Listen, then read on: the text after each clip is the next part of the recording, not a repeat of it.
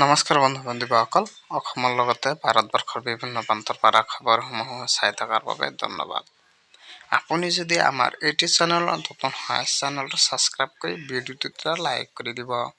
অতি আমাৰ গুৰুত্বপূৰ্ণ প্ৰথমটো খবৰ, ৰাজ্যত বান পৰিস্থিতিক লৈ হিমন্ত বিশ্ব শৰ্মাৰ কেবিনেটৰ ডাঙৰ সিদ্ধান্ত। বানপীড়িতক বানৰ মাজতে দিয়া হ'ব সাহায্য। ক্ষতিগ্ৰস্ত হিচাপ লোৱাৰ বাবে দিয়া হৈছে মন্ত্ৰীসকলক দায়িত্ব। প্ৰতিখন জিলাতে বান পৰিস্থিতিক তদাৰক কৰিবলৈ মন্ত্ৰীসকলক দায়িত্ব দিয়া হৈছে। বানপানীত ক্ষতিগ্ৰস্ত হোৱাসকলৰ হিচাপ উলিয়াব মন্ত্ৰীসকলে। ৰাজ্যত 28খন জিলাত বানৰ কবলত পৰিছে। বান ক্ষতিগ্ৰস্ত জিলাসমূহত তদাৰকৰ দায়িত্ব দিয়া হৈছে মন্ত্ৰীসকলক। ডিব্ৰুগড়, তিনিচুকীয়া জিলাত মন্ত্ৰী ৰঞ্জিত দাসে তদাৰক কৰিব। লগতে চৰাইদেউ যোগেন মহন তদাৰক কৰিব। শিৱসাগৰ, যোৰহাট জিলাত মন্ত্ৰী বিমল বৰাই তদাৰক কৰিব। ধেমাজি, লখিমপুৰ ৰণোজ পেগুৱে তদাৰক কৰিব। বিশ্বনাথ, শোণিতপুৰ, দৰং জিলাত মন্ত্ৰী পীযুষ হাজৰিকাই তদাৰক কৰিব। গোলাঘাট জিলাত অজন্তা নেওগে তদাৰক কৰিব। নগাঁও আৰু মৰিগাঁও জিলাত মন্ত্ৰী অতুল বৰাই তদাৰক কৰিব। মাজুলীত অহা 3 দিনৰ বাবে মন্ত্ৰী জয়ন্ত মল্ল বৰাই তদাৰক কৰিব। ওদালগুৰিত নন্দিতা গালোচাই তদাৰক কৰিব।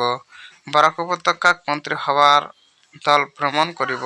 কাইলৈ মাজুলী আৰু ডিব্ৰুগড় জিলাৰ বান পৰ্যবেক্ষণ কৰিব মন্ত্ৰী পীযুষ হাজৰিকাই। ক্ষতিগ্ৰস্ত হোৱা লোকক বিদ্যালয়, অংগনবাড়ী কেন্দ্ৰ নিৰ্মাণ কৰা হ'ব। বানপীড়িতক লৈ হিমন্ত বিশ্ব শৰ্মা কেবিনেটে গ্ৰহণ কৰিছে দ্ৰুত পদক্ষেপ। ৰাজ্যৰ বান পৰিস্থিতিক লৈ হিমন্ত বিশ্ব শৰ্মা কেবিনেটৰ ডাঙৰ সিদ্ধান্ত।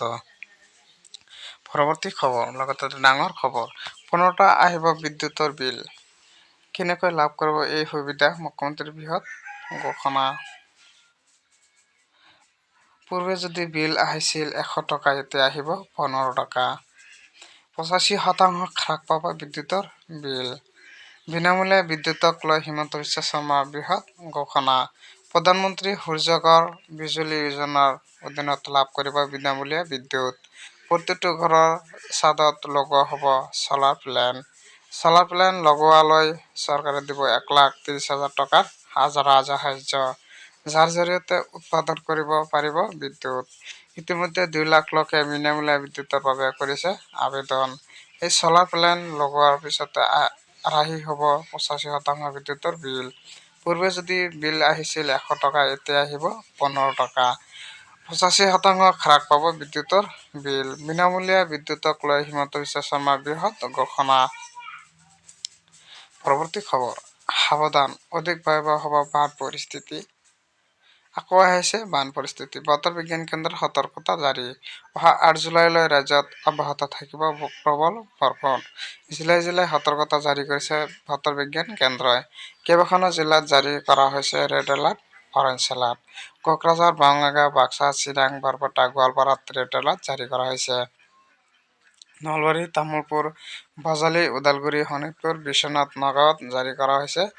মৰিগাঁও, কামৰূপ মেট্ৰ', কামৰূপ গ্ৰাম্য, বিশ্বনাথ, লখিমপুৰ, মাজুলীত, ধেমাজি, ডিব্ৰুগড়, তিনিচুকীয়া, যোৰহাট আৰু আলং, গোলাঘাটক, কৰিমগঞ্জ, পশ্চিম কাৰ্বি আংলঙত জাৰি কৰা হৈছে। অসমৰ লগতে উত্তৰ-পূবৰ অন্য ৰাজ্যসমূহত বৰ্ষণ হোৱাৰ সম্ভাৱনা আছে। ৰাজ্যৰ 29খন জিলাত ইতিমধ্যে বানে লৈছে ভয়াৱহ ৰূপ। বানৰ কবলত পৰিছে অসমৰ 1,00,000